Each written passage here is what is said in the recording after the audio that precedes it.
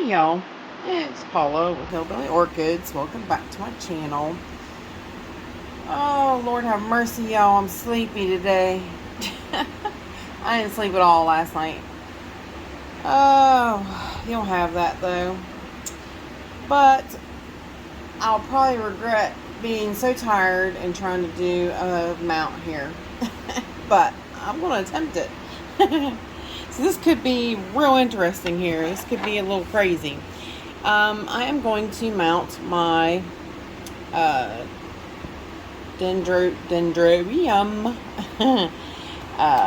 Jenkinsii crossed with aggregatum, which it has a name. I'll put it up on the screen. What is it? I don't know. It's a funky name.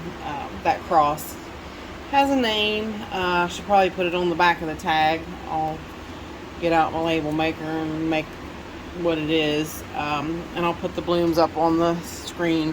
But most everybody I've ever seen that has this one, it is mounted, and you see right there I've got a nice new growth started.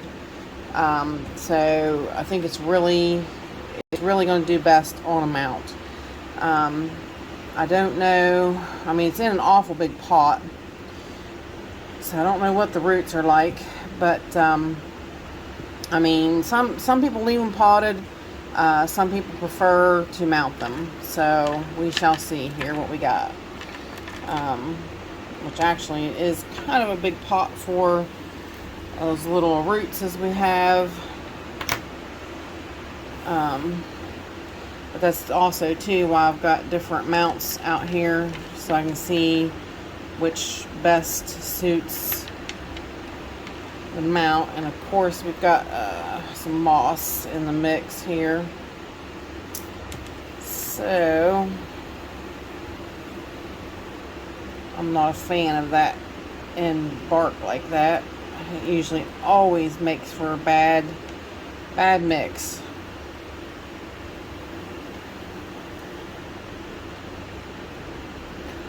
So I really think this will be good mounted. But, yep, I hope everybody's having a fantastic morning out there this morning. It's Sunday morning. I have to, actually not even all the lights are on yet, so I hope it's light enough in here, really. But I wanted to get this done, as I wanted to get it on there because I knew that new growth was coming.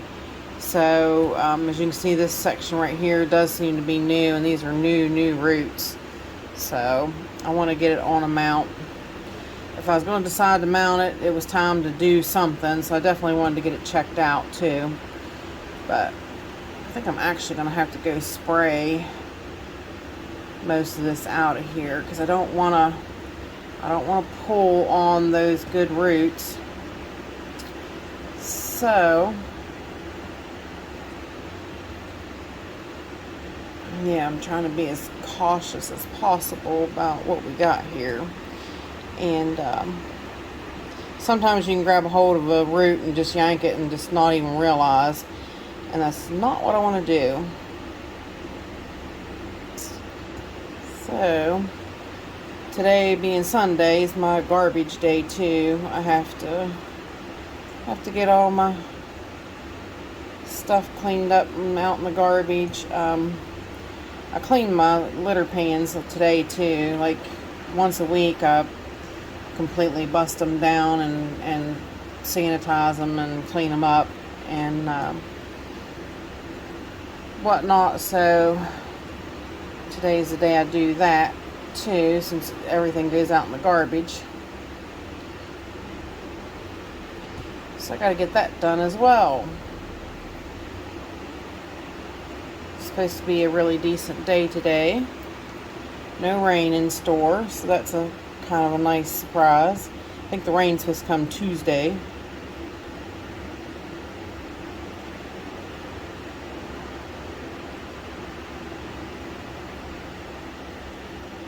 We got to get the grass cut too. It's always something. Like, you know, you can't ever just kind of chill. Wish the grass would hurry up and die. It dies down in the summertime after it gets so hot. Then it just kind of, when you cut it, then it kind of just dies.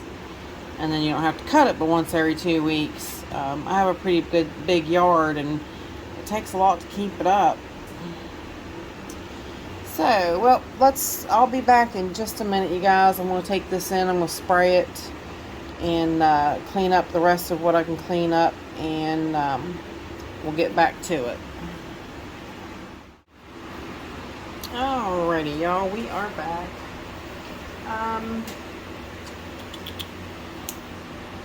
Oh, mercy, I'm trying. I'm trying. I'm so tired. I'm going to put a hole in this tag to slide over the wire on it, so we remember what it is. Of course, I still got to change the name, but basically all I do is just poke my X-Acto blade through, make a hole big enough for the wire for it to slide over top of the wire. Hopefully. My blade seems to be pretty dull. Don't want to. And I changed. I went back looking for another size mount, because I mean, this Dendrobium does spread. So I'm just gonna find my other knife. This knife is crappy. You can tell I've burned it a time or two, and it is just not sharp at all. Yeah, so this plant spreads pretty rapidly. I mean, it would have been okay on a smaller amount for just a little while, but then, you know, I'd have been trying to scramble to figure something else out. Yeah, there's what happens when you use a sharp knife. You get a hole. Not like playing around with a dull knife. So yeah, basically, and I'm going by the fact that these seem like they're small here, so, and these are rather large over here, and the new growth is actually up here, and the newer roots are over here. So I'm going to go with the fact that I think it's kind of going to grow from this direction. I don't know. I'm new to this kind of Dendrobium, so the roots are pretty decent, especially the new ones coming in. So it should, you know, should jump right on this mount and have no issues. But this is the mount I'm going to put it on. I decided to go a bit bigger, and I'm going to place it more towards the bottom, I reckon, like so. And I'm going to use coconut husk fibers. So like I said, I'm going pretty well start going to this. I'm going to switch even the ones I've got on moss. I'm going to start switching over to this. I just think it's, you know, I like it better. It doesn't break down like moss does. And I just prefer it now, you know, because moss can break down and you lose all your roots and everything, and I mean, who needs that? Nobody. That's definitely not where you want to be when you got roots like this that, you know, sometimes, especially like with mini orchids, you wind up losing the roots and you've lost a plant because they're a miniature orchid and you don't have any reserves to it. So I mean, you wind up in big trouble because, you know, you let the moss go a little too long, because sometimes it's hard to tell. Moss is hard to read sometimes as to, you know, how it's faring, how it's, you know, if it's going sour. You know, once it starts going acidic, that's it. I mean, Once it goes acidic, it's acidic, and you it's hard to judge when it's going to go bad. So once it goes bad, it goes bad quickly, and it takes your plant down with it fast. So it's a lot of what you'd really want to steer clear of as much as possible. So I have found with this coconut husk fibers that it works a really great wet dry cycle. It really does. There's a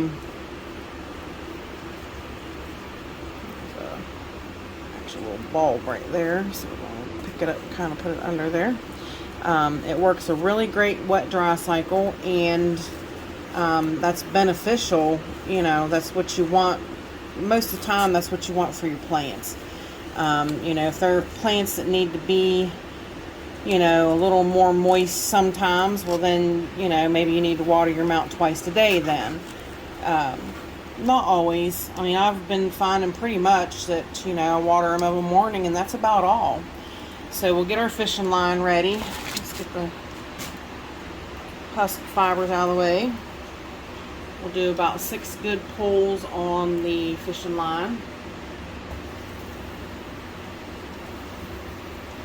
This might take a fair amount of wrapping, but then it might not. So I usually do a little overkill.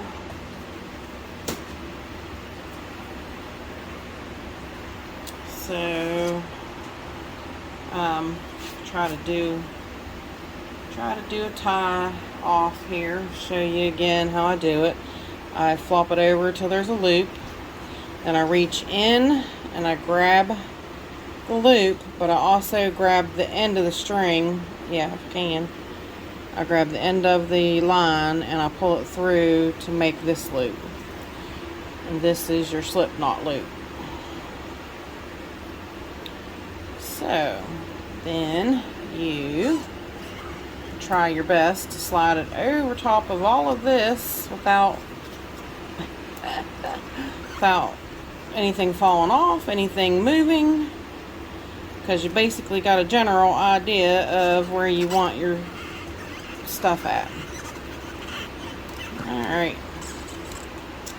so then you pull it tight. I gotta pull it to the end of the table to tie it, guys, so I'll pull it past the screenshot. I apologize for that. Just makes it easier for me to tie like that myself.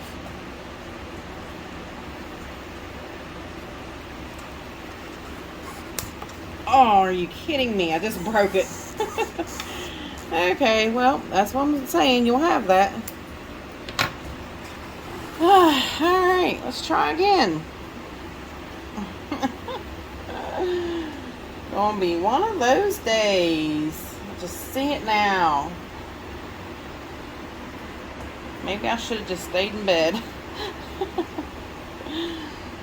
Alright. I'm gonna go from the top this time. Maybe. Hopefully. I was trying to pull it too tight because it looked like it wasn't, looked to me like it wasn't pulling tight enough on the base of the plant. So I kept pulling tight and I broke the line. You'll have that though. And I'm still going to have to pull it down here to tie it, guys. Sorry. Makes it easier if you can just pull it off the table and tie.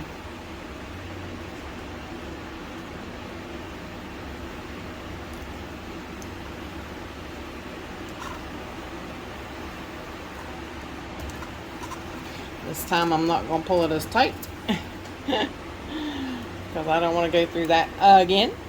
And then we're just going to start wrapping. I'm going to wrap as close up here. I felt that other line give. There it is. So it can go away now. Yeah, I'm going to pull it as close to the base of those pseudobulbs as I can get on that wrap. And just continue. I should just turn it around because I'm fighting the top of that thing for no good reason.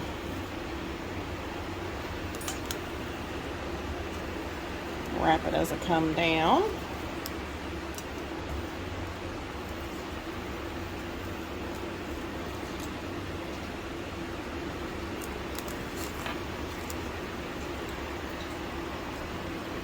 And I'm standing on the line.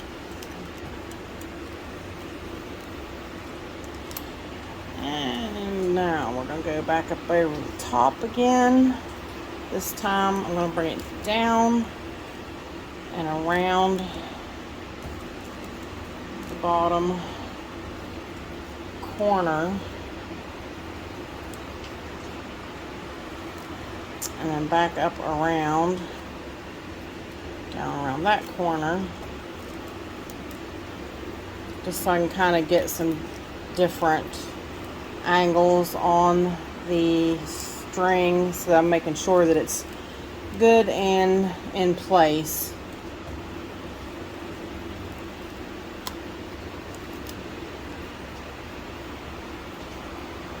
Yep, I was right about really wrapping it good because I'm at the end of my fishing line.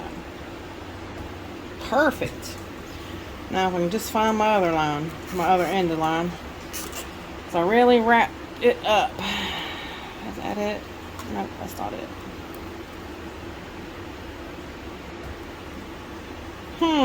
Where did I go with it?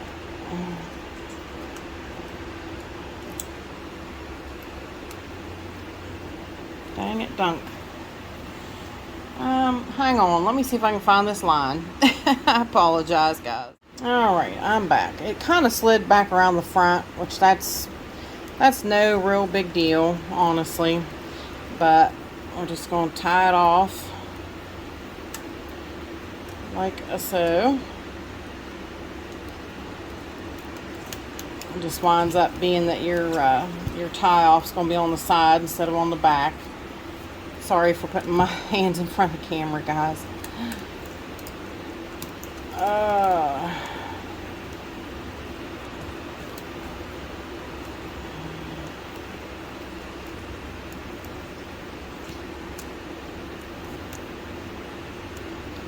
Tie it off a few good times. Then I do want to, I am going to put the tag in. Eeny, meeny, miny, mo.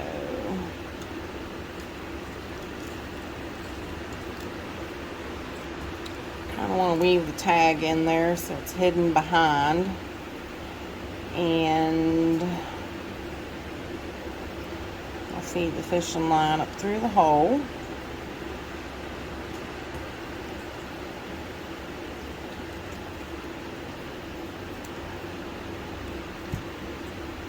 Tie it off just like that so that it kind of stays in behind the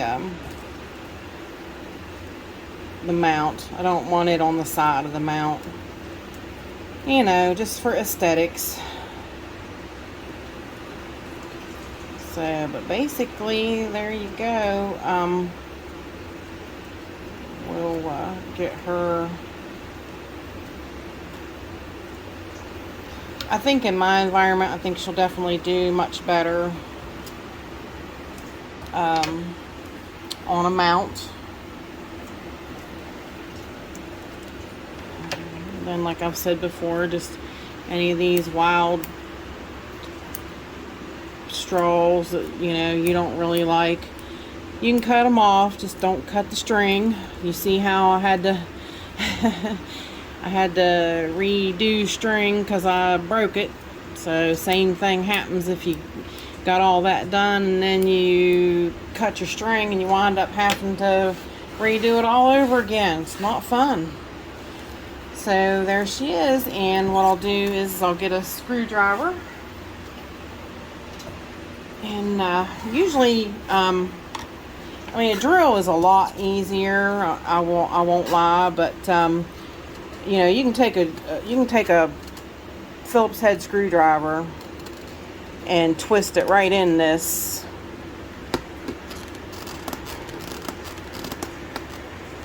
Like that. I mean, see, that was just like no problem with hardly no effort.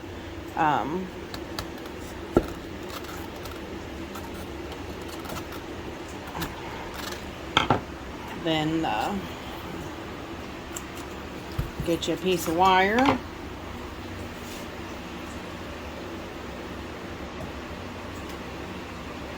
I should have had waiting and ready.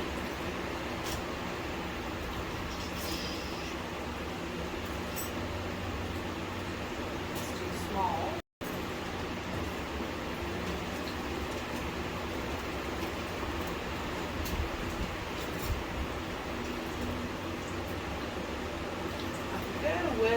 I don't like a little better. I don't personally. I don't like to use the aluminum wire too much on a hanger. I'd rather go with the actual steel wire. And sometimes this is kind of like an easier way of doing this. Is I'll make like a loop on the end like that, and I will slide it through here, and then I'll press the loop into the cork and then just pull up, because it depends upon if it's a short piece of wire like this is. If you don't have like a lot of wire you can tie off or anything, that most generally will stay right where you need it to. And then you can just bend your other hook, and there you go.